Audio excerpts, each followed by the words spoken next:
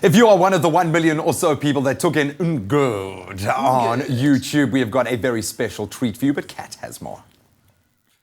Now here's a question for you. Have you ever thought of what it takes to become a household name when it comes to the South African rap scene? Well, I guess the truth is there's no secret recipe to it, but maybe our next guest can give us some tips. He is the self-proclaimed king of African rap, regarded as a lyrical genius who stood the test of time, and he joins us today to perform his latest hit, which we'll hear on later on. But right now, he's on the couch, and it's good to have you here. Rapper Kwesta. Good to be here, man. It's been a while. And I feel like I need to address you as Rapper Kwesta now. No more Kwesta. We're taking it there now. Upra now.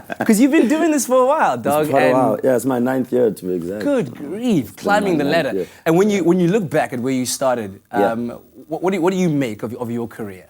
I mean, nothing peaked too quickly. You know, I look back at it, I'm like, the rise and the growth of it all happened at the right time. So I look back with pride and go, wow, that was you, dog. That was you. You know what I mean? So I'm very proud of it. I'm very proud of everything I've done so far. Do you feel like you've arrived yet? No, not yet. Not at all. I don't think that point will ever come to me, you know?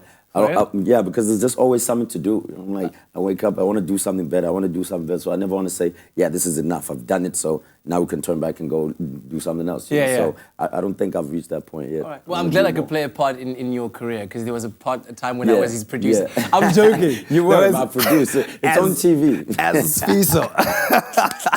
That was really cool. Some people still call me that anyway. But But let's talk about DaKAR II, right? Yeah. This is the follow-up to your debut album. 2013 was the last time that we heard an album from you. Now a new one's come out. Why is it taking so long, firstly?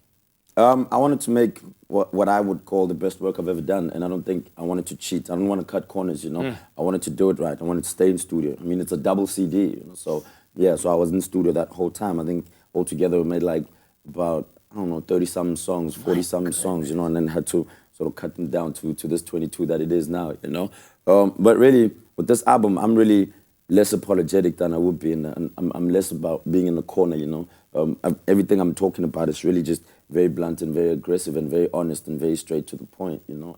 And also very musical, I think, this album, So it's very honest, very straight to the point, and experimental, and kind of the best work I've ever done. I like that. But when did that point come to you? You know, once you started, you're like, I'm going to stop being soft about it. I've got something to say, and boom, this is it. I think it happens when you're in studio, you know, during the process of making music. You know, I like to come in there not knowing what I'm going to do. You know, I don't want to come into a studio like too prepared. Okay. You know, so I just go in there and let it take me wherever it takes me. So I think it just happened with being a part of that. I saw a lot of self-doubt in myself, you know, a lot of the time. So I wanted to go against that just generally. I think it was something that was in my subconscious with them, because I didn't sit with myself and go, what's wrong with you? So I want people to believe it. Because some people are saying that point of realization came to you when you joined the Illuminati.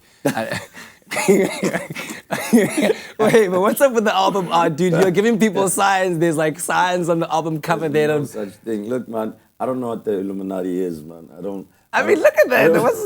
What's that wolf pack hanging up at the top there, under upside down triangle? This is where Rhodes was, and this is Kwesta, another guy was rising. You know, this wolf is a lion, the son of a king. You know, that's about it. Man. I don't know. The Illuminati is made up of a bunch of rich people. I think they want nothing to do with me. They don't. All right, but let's get back to the music. Latest track right now, collaboration with Cassper, is hot, dog. It's such a hot track. Like when I hear it, I just want to like sit back and just like nah.